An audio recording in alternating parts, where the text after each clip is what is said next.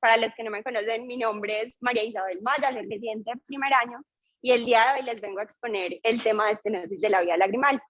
Agradezco al doctor Sebastián Orrego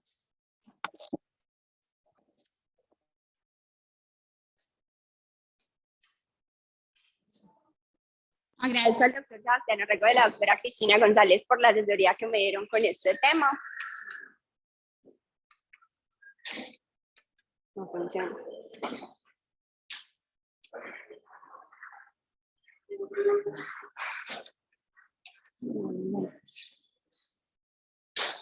Ya. Bueno, este es el contenido que vamos a llevar en la charla. Entonces, vamos a hablar primero un poco de anatomía, luego pasaremos a hablar de epidemiología, luego de cómo funciona la fisiología pues, el drenaje de la vía lagrimal. Posteriormente hablaremos de cómo se debe hacer una historia clínica y un examen físico en estos pacientes. Posteriormente, qué pruebas diagnósticas, tanto clínicas como imaginológicas, debemos realizar en estos pacientes. Posteriormente vamos a hablar de la epidemiología, la etiología, perdón, y esta etiología se va a dividir en congénita y adquirida. Y a medida que vamos pasando en la charla, vamos a ir hablando del manejo según la causa que nos esté causando pues esta obstrucción de la vía lagrimal. Entonces, primero vamos a comenzar con un poco de anatomía. Entonces, tenemos primero los puntos lagrimales, que van a ser el punto lagrimal superior y el punto lagrimal inferior. El inferior va a drenar aproximadamente el 70 al 80% de las lágrimas, mientras que el superior va a drenar aproximadamente del 20 al 30% de las lágrimas. Generalmente tenemos que vertir el párpado al examen físico para poder ver los puntos lagrimales. Posteriormente tenemos la ampolla, que mide aproximadamente 2 milímetros y va de manera vertical. Esta anatomía la debemos tener muy clara para mirar después como las pruebas diagnósticas clínicas que les debemos hacer a estos pacientes. Luego continuamos con los canalículos, que miden aproximadamente de 8 a 10 milímetros. Luego pasamos al canalículo común. Hay un porcentaje que es aproximadamente el 10% de la población que no tiene canalículo común, sino que estos canalículos se van a ir a insertar directamente al saco lagrimal. Posterior al canalículo común tenemos la válvula de Rosenmüller. Esa válvula de Rosenmüller lo que va a hacer es que va a impedir el reflujo de lágrimas desde el saco lagrimal hacia los canalículos. Posteriormente seguimos con el saco lagrimal, luego el conducto nasolagrimal, luego la válvula de Hasner y posteriormente todo este sistema de drenaje lagrimal va a terminar drenando en el meato inferior. Listo. Pasando ya a la epidemiología, les traigo unos estudios. Entonces, este estudio habla de la incidencia y de las características clínicas de la obstrucción del conducto nasolagrimal congénito. En este estudio lo que hicieron fue revisar historias clínicas de pacientes menores de 5 años que estaban diagnosticados con obstrucción congénita del conducto nasolagrimal desde 1995 hasta el 2004 en una localidad en Minnesota, en Estados Unidos. Entonces fue un estudio que duró aproximadamente 10 años y de los 17.713 pacientes que nacieron pues en ese periodo, se dieron cuenta que alrededor de 1998 fueron diagnosticados con obstrucción congénita del conducto lagrimal.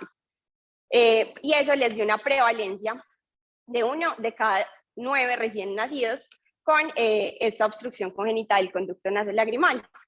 Y también reportaron que los factores de riesgo más importantes era ser de raza caucásica y ser prematuros. Por otro lado, traigo también este estudio que nos muestra cómo es la presentación, las características clínicas, las complicaciones y el tratamiento del dacrocistosele congénito. El objetivo de ellos era determinar la incidencia de las características de presentación del dacrocistosele congénito en Reino Unido entre septiembre del 2014 a octubre del 2015. Este estudio duró aproximadamente un año, fue un estudio prospectivo observacional y tuvo una incidencia de este dacrocistosele congénito de 1 en 18.597 nacidos vivos. La edad promedio de presentación de este dacrocistosele congénito fue aproximadamente a los 16 días y la presentación de los casos fue unilateral hasta en el 91% de los pacientes que analizaron. Y por último, en cuanto a epidemiología, Les traigo este estudio que evaluó la prevalencia y la asociación de la estenosis puntual en una población en España. Recogieron aproximadamente 937 pacientes y encontraron una prevalencia de estenosis puntual de aproximadamente 17%, y encontraron que los factores de riesgo más importantes para presentar esta estenosis puntual eran tener pues, a mayor edad mayor estenosis puntual, ser de sexo femenino, y los pacientes que tenían ocupaciones al aire libre también tenían mayor presentación de estenosis puntual, porque lo que hacían, la radiación UV también tiene que ver pues como con esta presentación de la estenosis puntual. Pasando ya a entender un poco cómo funciona la fisiología de la bomba lagrimal y todo este sistema de drenaje lagrimal.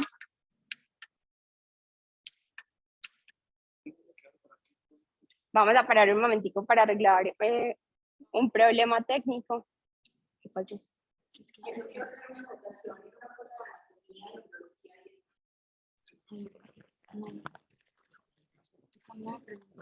Hola, yo quería hacer una acotación en embriología y anatomía.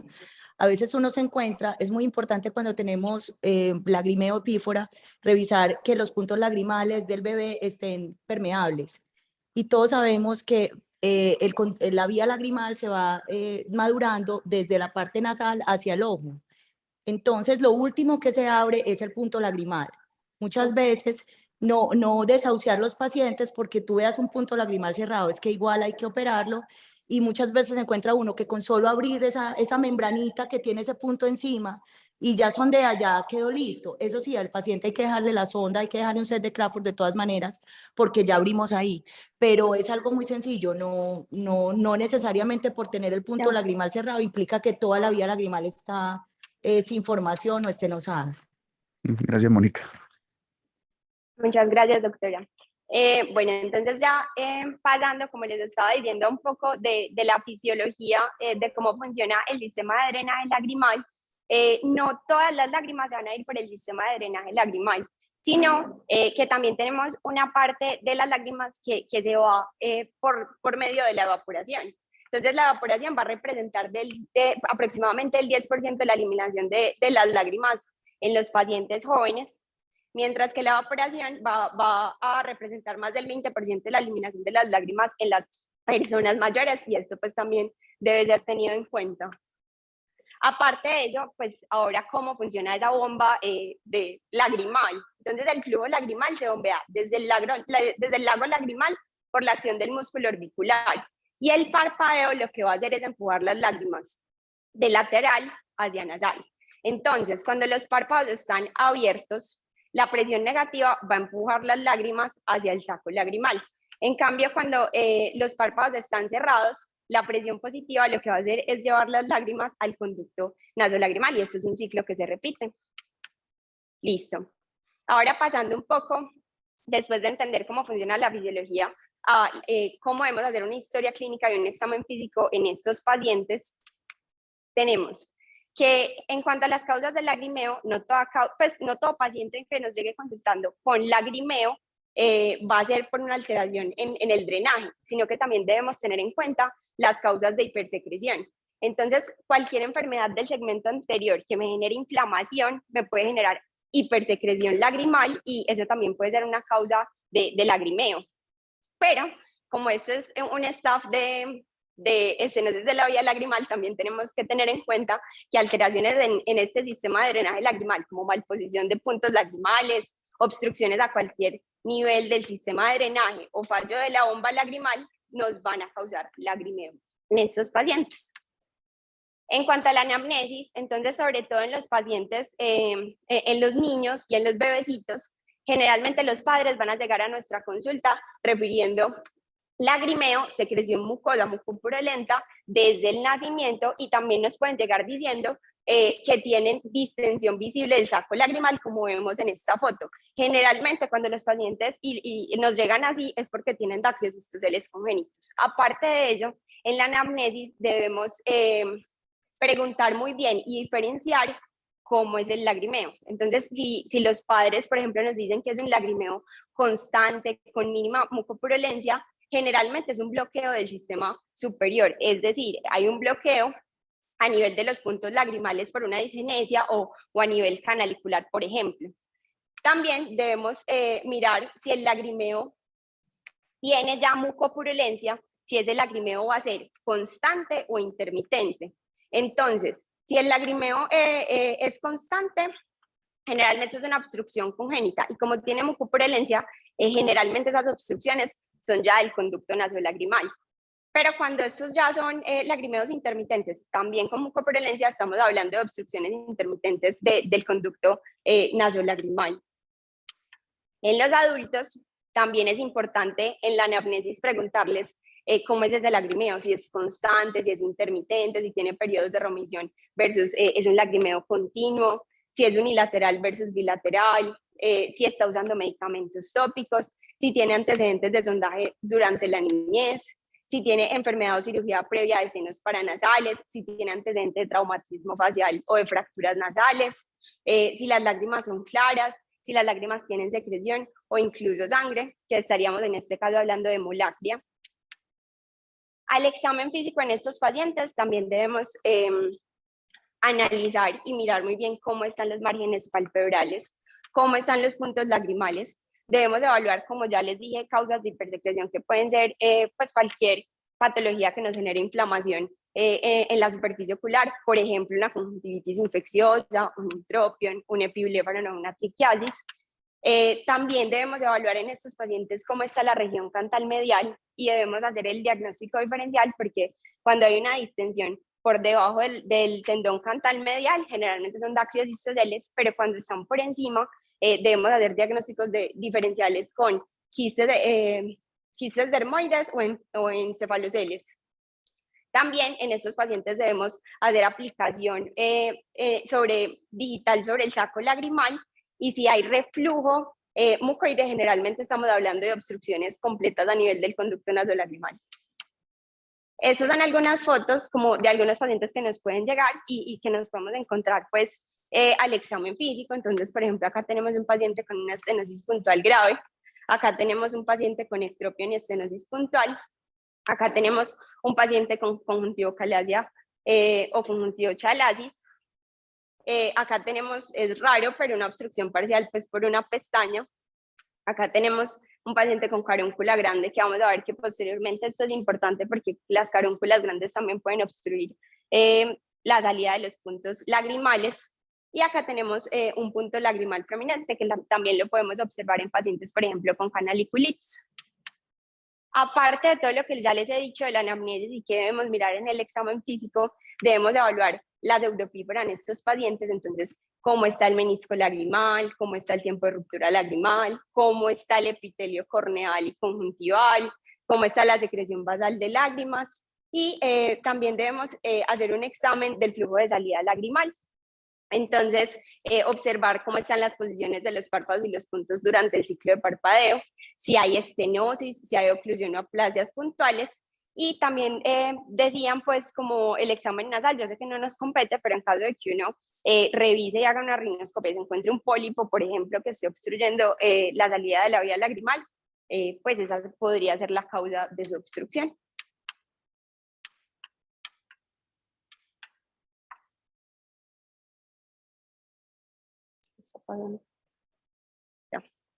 Estas son otras fotos de pacientes que nos podemos encontrar. Entonces, por ejemplo, aquí tenemos una paciente con una hemolacria.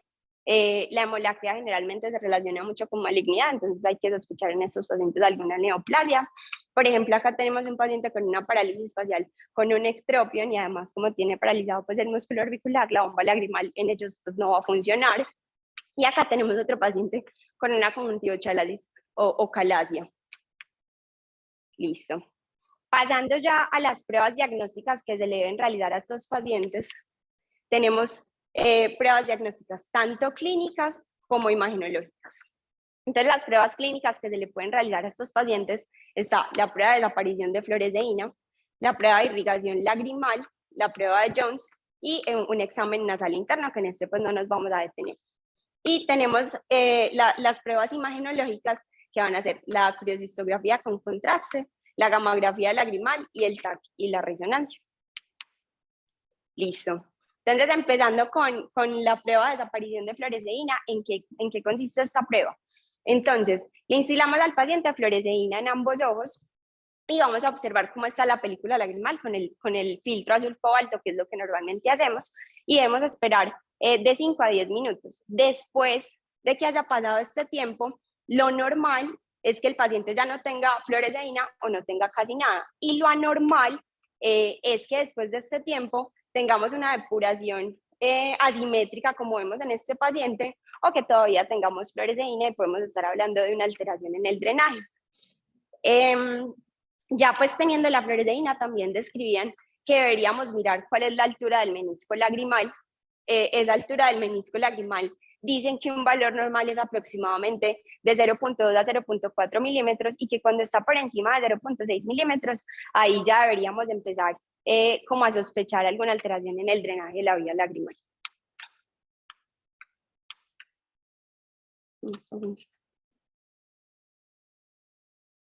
Listo.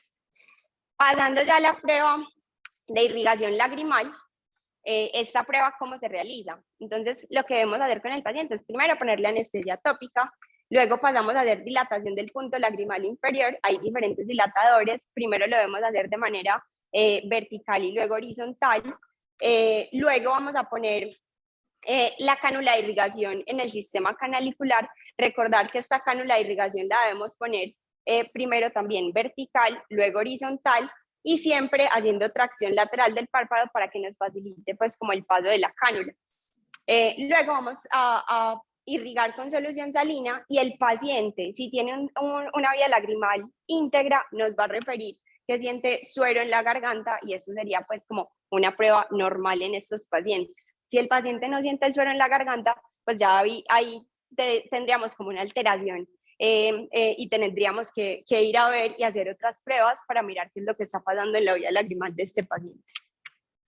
Entonces, podemos tener varios escenarios con esta irrigación. Entonces, podemos tener una obstrucción canalicular completa, como la vemos acá. En estos casos, la cánula de irrigación nos va a avanzar con dificultad y el líquido nos va a refluir desde el mismo canalículo. Por ejemplo, acá tenemos una obstrucción del canalículo común completa, como se ve en la imagen. Entonces, aquí lo que va a pasar es que el líquido va a refluir por el punto lagrimal superior. Tenemos acá una obstrucción completa del conducto nasolagrimal. Acá se ve la obstrucción.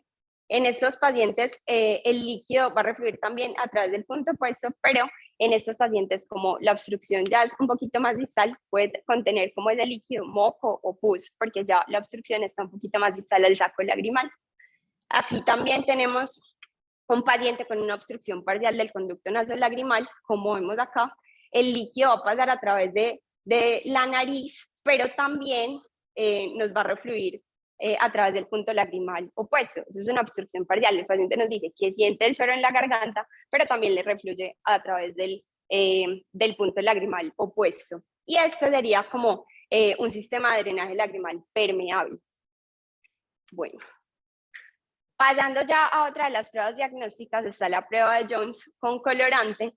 Y la indicación para hacer esta prueba de Jones es cuando los pacientes tienen una sospecha de una obstrucción parcial, lo que les acabo de explicar. Cuando les hacemos la irrigación a estos pacientes y el paciente nos dice que siente suero en la garganta, pero también le refluye por uno de los puntos lagrimales, está indicada esta prueba de Jones con colorante.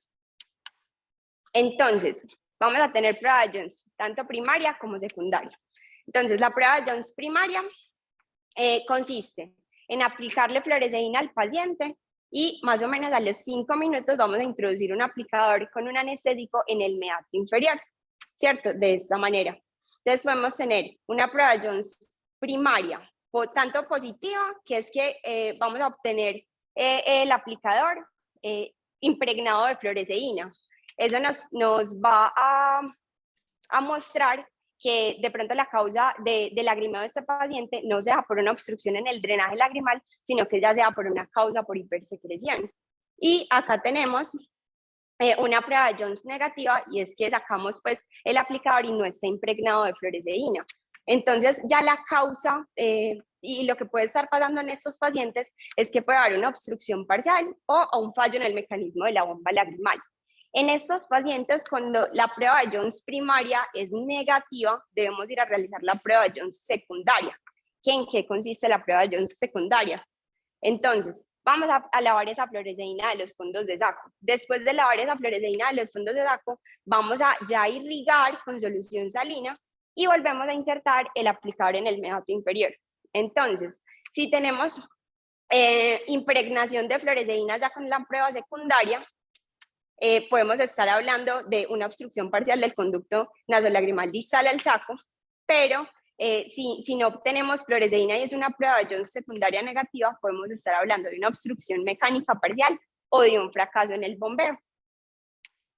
Bueno, todas estas pruebas diagnósticas que les acabo de explicar, en realidad en los adultos no se usan mucho porque existen otros métodos para diagnosticar esa obstrucción del conducto nasolagrimal. Y el sondaje en adultos tiene como un valor terapéutico muy limitado y rara vez produce pues como una permeabilidad duradera.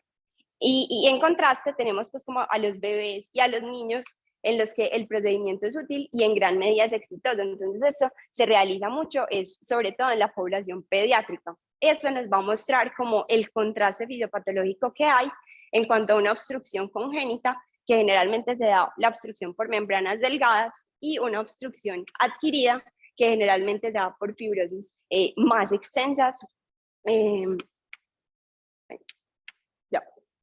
Ahora vamos a continuar hablando de las pruebas diagnósticas imagenológicas. Ya vimos las clínicas, entonces empezamos con la dactilocistografía con contraste. Entonces, ¿en qué consiste esta prueba? Se va a realizar una inyección de un medio de contraste en los canalículos y esta prueba nos ayuda a obtener una localización exacta de la obstrucción, nos orienta para la cirugía y también nos puede ayudar a hacer diagnóstico de vertículos y de fístulas. Por ejemplo, acá en esta imagen de esta dactilocistografía vemos una alteración en el drenaje en el lado derecho. Pasando a otra de las pruebas está la gamografía lagrimal. ¿Esta cómo se realiza? Se realiza primero un marcado de las lágrimas con una sustancia que es radioactiva y se le realiza seguimiento pues, al avance de esta sustancia radioactiva. Esta gamografía lagrimal evalúa el drenaje lagrimal en condiciones un poquito más fisiológicas que la dactilocistografía, porque es que en la dactilocistografía irrigamos y eso pues como que le hace una presión positiva y no es como tan fisiológico. En cambio acá lo que hacemos es un marcaje pues de las lágrimas. Por ejemplo, acá en este paciente vemos una alteración a nivel del lado izquierdo, no hay llenado. Aparte de todas estas pruebas y todas estas imágenes, también a los pacientes les podemos realizar TAC y resonancias que nos ayudan para la evaluación de lesiones craneofaciales, cuando hay sospechas de neoplasias, cuando hay sospechas de enfermedades sinusales o nasales. El TAC, recordemos que siempre es mucho mejor para alteraciones óseas como las fracturas, y la resonancia para los tejidos blandos. Bueno. Entonces ahora la charla se va a partir en dos. Vamos a hablar tanto de etiología congénita y al final de etiología adquirida, y a medida que vamos avanzando vamos a ir hablando del manejo pues, de cada uno de esos.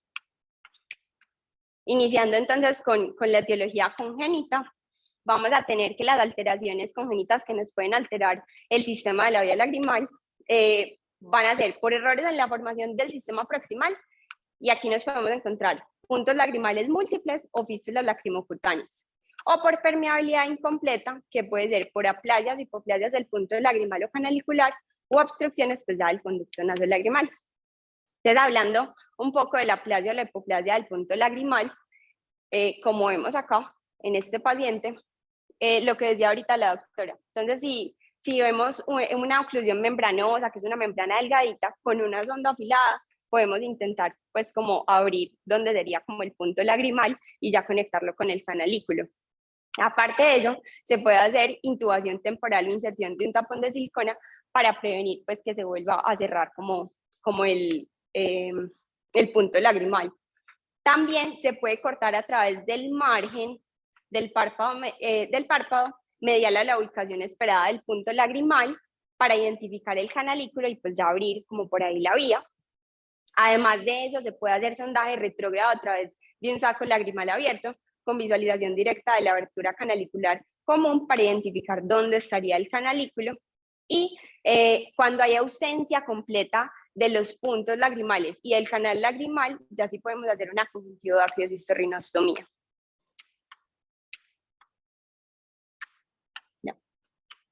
Listo.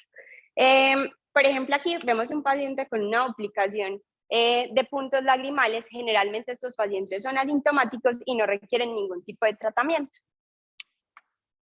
Pasamos a la fístula lacrimocutánea. La fístula lacrimocutánea, como vemos en este paciente, generalmente están infranasales al canto medial y normalmente estos pacientes van a ser asintomáticos, pero en caso de que empiecen a presentar obstrucciones, secreción mucoide por la fístula, sí está recomendado pues hacer una decisión quirúrgica de esa fístula.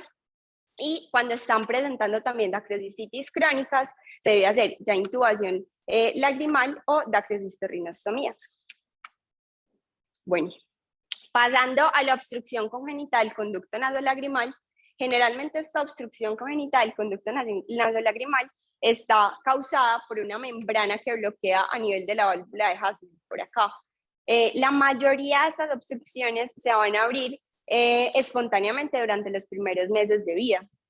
Un tercio de los pacientes va a tener afectación bilateral y esta entidad es clínicamente evidente solo del 2 al 6% de los lactantes a término entre las 3 y 4 semanas de edad. ¿Qué vamos a hacer con estos pacientes? Entonces, el tratamiento puede ser tanto conservador como quirúrgico. Entonces, el tratamiento conservador consiste en hacer observación, ordenar los masajes sobre el saco lagrimal y antibióticos tópicos e incluso orales en caso de ser necesario, o quirúrgico, que ya consiste en el sondaje del conducto nasolagrimal.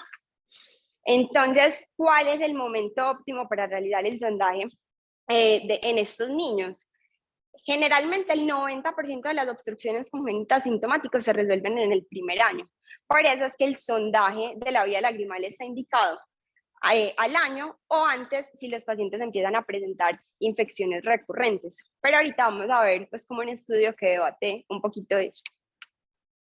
El dacriocistocele es otra entidad, pues es un mucocele dentro del saco lagrimal, generalmente se presenta en las primeras 4 semanas de vida y se da secundario una obstrucción en el extremo distal, pues a nivel de la válvula de Hasner, al principio son estériles, pero ya pues luego se pueden infectar y el tratamiento es igualito a la obstrucción congénita del conducto nasolagrimal.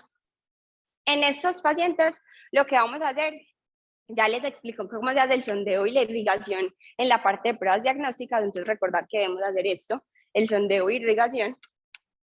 Con un solo sondaje lagrimal se resuelve con éxito la obstrucción del conducto nasolagrimal congénita en el 90% de los pacientes menores a 1 año.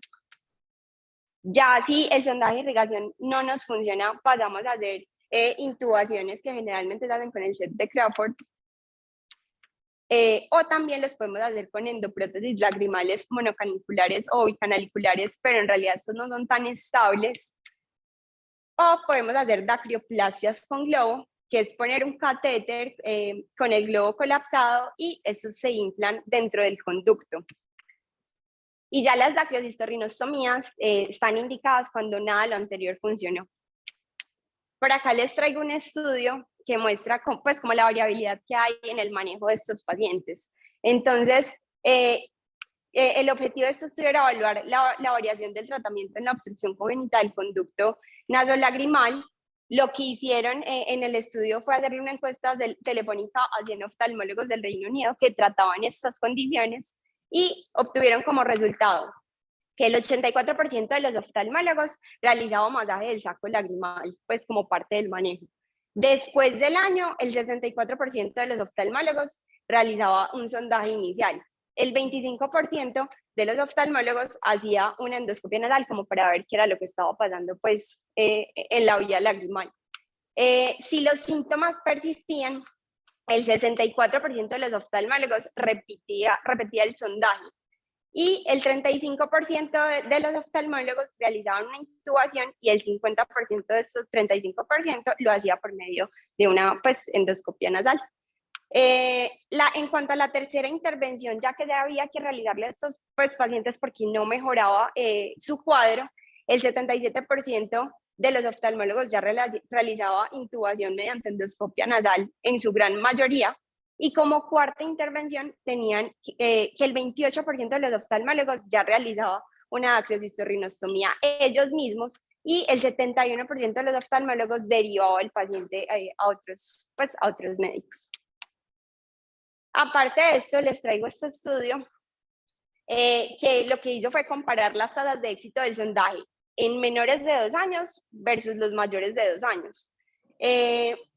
Incluyeron 84 niños con 109 ojos en total estudiados, y ellos definieron un sondaje exitoso como la resolución completa de los signos clínicos un mes después de la cirugía, y obtuvieron como resultados que la tasa de éxito en los menores de 2 años fue hasta el 90%, y en los mayores de 2 años se redujo un poco y fue de 72% la tasa de éxito. Entonces, como conclusión, ellos sacaron que el sondaje, idealmente antes de los 2 años, se asocia con mejores resultados.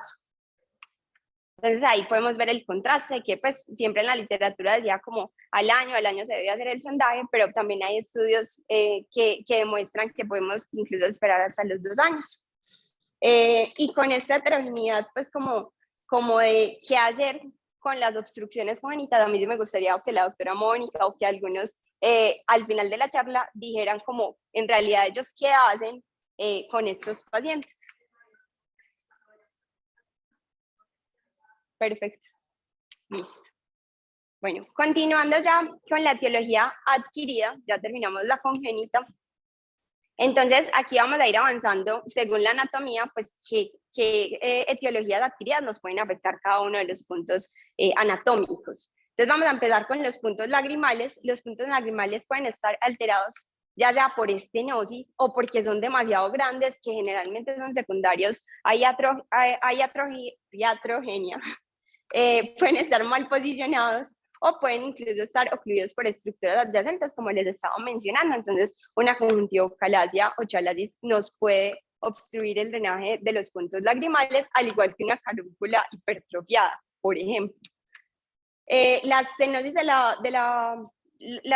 de los puntos lagrimales se pueden dividir tanto en primarias como en secundarias. Las primarias no están asociadas pues, a aversión del párpado, pero las secundarias sí están asociadas pues, a aversión del párpado.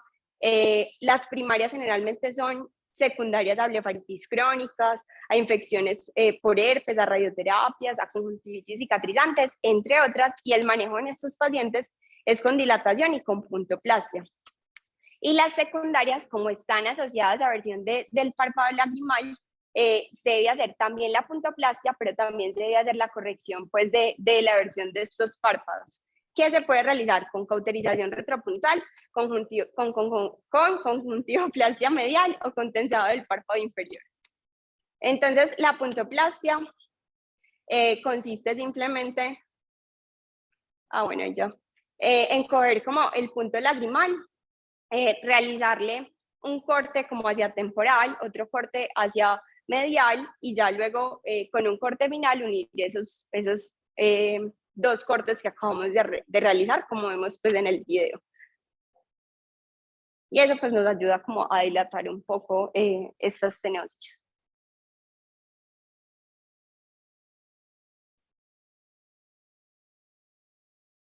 Listo. También podemos hacer como para las eversiones la cauterización retropuntal, que simplemente es cauterizar la conjuntiva palpebral aproximadamente 5 milímetros por debajo del punto lagrimal, y como eso hace cauterización, eso retrae un poco y mejora la parte de la eversión. También podemos hacer conjuntivoplastias mediales, que lo que se hace, como vemos en la foto, es resecar un área tarsoconjuntival en forma de rombo. Generalmente mide 4 milímetros de altura por 8 de ancho, y ya luego se aproximan los bordes con suturas. El tensado de párpado inferior, vamos a mirar, pues abrimos y encontramos el tendón cantal lateral, y ya quirúrgicamente vamos a ver cuánto se debe resecar del tendón para luego fijarlo a periósteo, y ya luego se cierra por planos.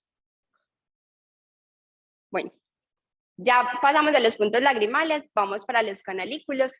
Los canalículos pueden estar alterados, pues, o puede haber una obstrucción a este nivel por secundario a tapones lagrimales que se pueden ir por la vía, por medicamentos como el 5-fluoracilo, que pues es usado en neoplasias de la superficie ocular, por ejemplo, por infecciones como la acrocistitis crónica o el herpes, por enfermedades inflamatorias como el pénfigo cicatricial ocular, por trauma y también por neoplasias.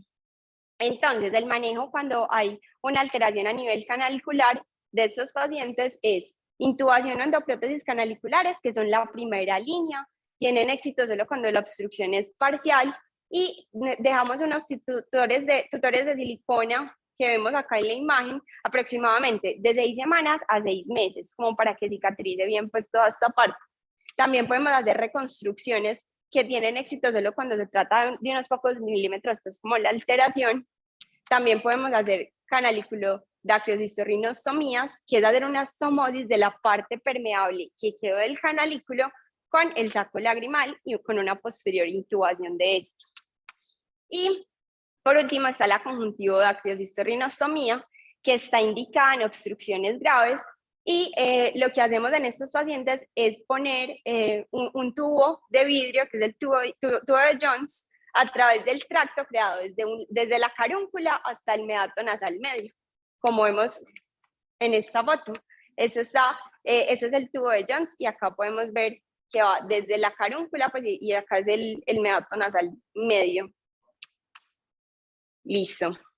Ahora vamos a ver el conducto nasolagrimal, por qué etiologías adquiridas puede estar alterado.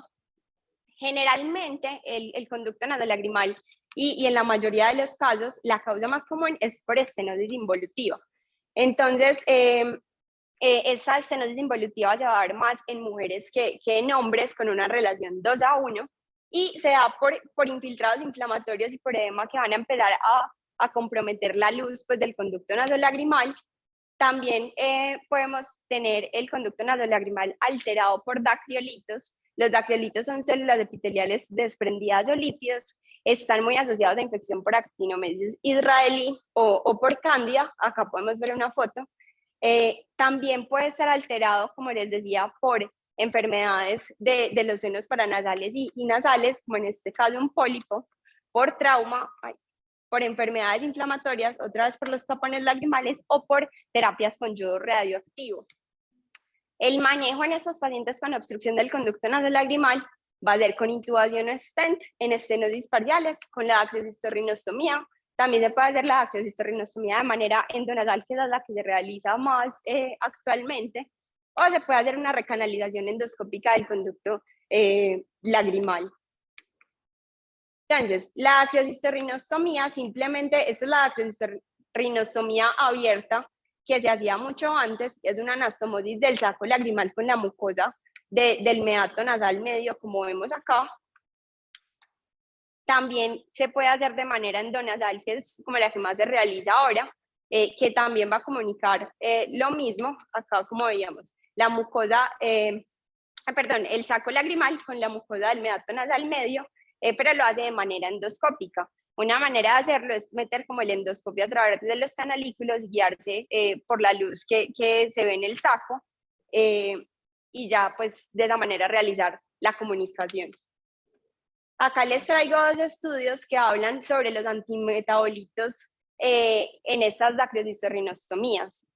Entonces, por ejemplo, este es un metaanálisis y el objetivo era determinar si el tratamiento adyuvante con antimetabolitos mejoraba el éxito funcional de la dacriocistorrinostomía en comparación con la dacriocistorrinostomía sola. Se incluyeron en total 31 estudios y la mayoría de ellos usaron mitomicina C, creo que fue uno de los estudios que usó 5-fluoracilo. Y tuvieron como conclusión que la aplicación de antimetabolitos en el momento de la dacriocistorrinostomía aumentaba el éxito funcional y anatómico cuando se realizaba un seguimiento en los pacientes durante 6 meses. Este es otro estudio que también muestra lo mismo, buscaba comparar los resultados de la dacriocistorrinostomía con y sin mitomicina, y dividieron, eran 60 pacientes, 30 y 30, que se les realizaba la dacriocistorrinostomía, y unos con mitomicina y otros sin. Y los resultados mostraron una tasa de éxito con la dacriocistorrinostomía con mitomicina de aproximadamente el 96% versus un 86% sin mitomicina, lo que nos muestra que tal vez usar esos antimetabolitos en la acrocistostomía nos aumenta la tasa de éxito. Ya pues finalizando, tener en cuenta que también hay infecciones que nos pueden alterar pues todo el sistema, como las canaliculitis, que se van a presentar con supuración, con puntos lagrimales eritematosos y dilatados, y están muy relacionadas con infecciones por actinomyces israelí. El manejo de estos pacientes con canaliculitis va a ser con compresas calientes, con presión digital, con antibiótico-terapia tópica y con canaliculotomía en caso de que hayan dacreolitos, porque se deben extraer, si no el paciente no nos va a mejorar, como vemos en esta foto. Acá vemos cómo extraen el dacreolito. Y también tenemos la acrocisstitis, que es la inflamación del saco lagrimal, que es secundaria a obstrucción del conducto nasolagrimal completa, y se nos van a presentar con edema, con dolor, con eritema y con distensión del saco lagrimal. Generalmente están los gram positivos pues realizando pues como la infección, y el manejo de estos pacientes es con antibióticos orales, con aspiración del saco lagrimal y con dacrocistostomías. Acá vemos un paciente con dacrocistitis, acá. Por último, tenemos las neoplasias, que pueden ser tumores primarios del sistema de drenaje lagrimal, como los papilomas, que nos pueden alterar a este nivel, los tumores primarios de los tejidos que rodean el sistema de drenaje lagrimal, como un carcinoma adenoide quístico, y también tumores metastásicos en la región pues nasolagrimal. El tratamiento, pues como es una neoplasia, hay que retirar todo eso, entonces se les realiza dacrocistectomías. Y como conclusiones de la charla, tenemos que la pífora es una causa muy común de consulta, pero no toda pífora es una estenosis de la vía lagrimal. También se debe pensar en procesos inflamatorios de la superficie ocular, como lo hablábamos. En los niños se debe realizar un manejo conservador hasta el año de edad, incluso hasta los 2 años, como ya vimos en los estudios. Y en los adultos el tratamiento depende de la etiología, que es multifactorial. Muchas gracias.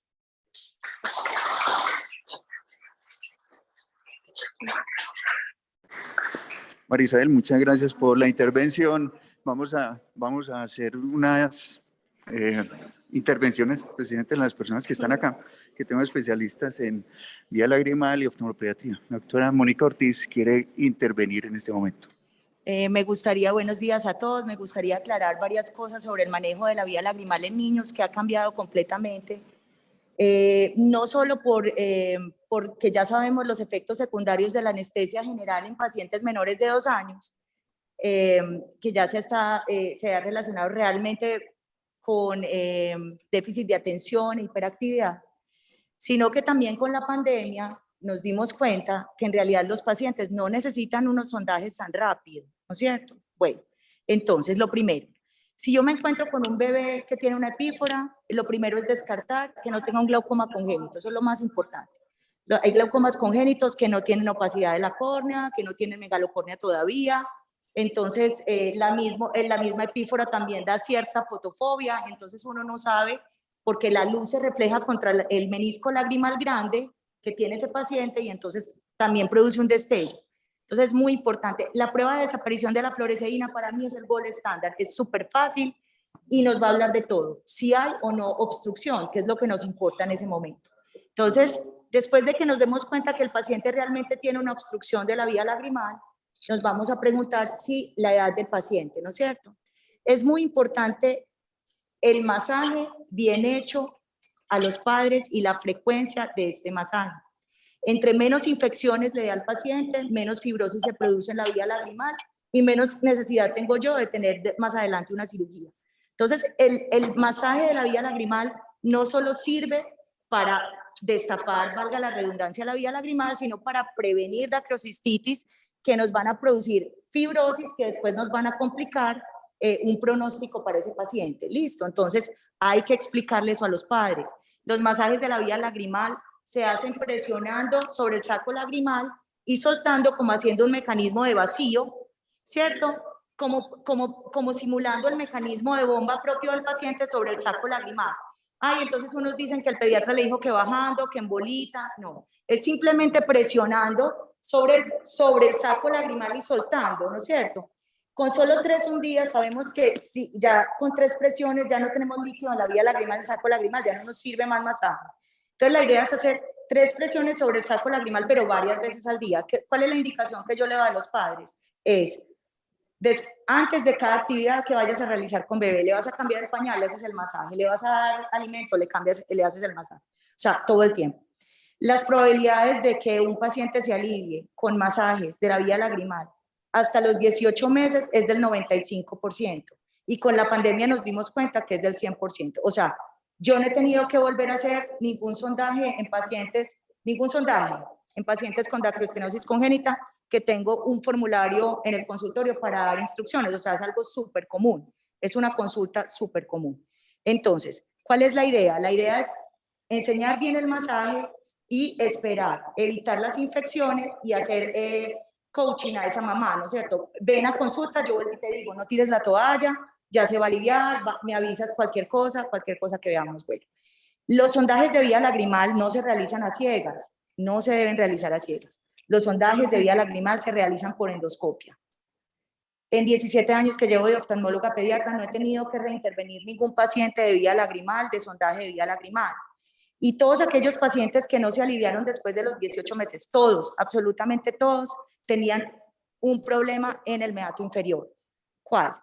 Un cornete muy adherido a la pared.